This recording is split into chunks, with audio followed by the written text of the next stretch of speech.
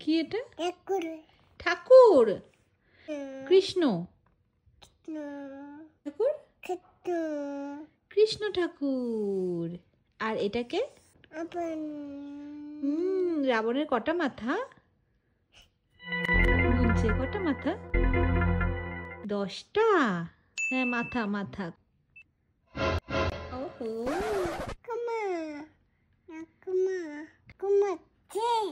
ঘুমাচ্ছে। হ্যাঁ, তাই তো, চোখ বন্ধ করে ঘুমাচ্ছে।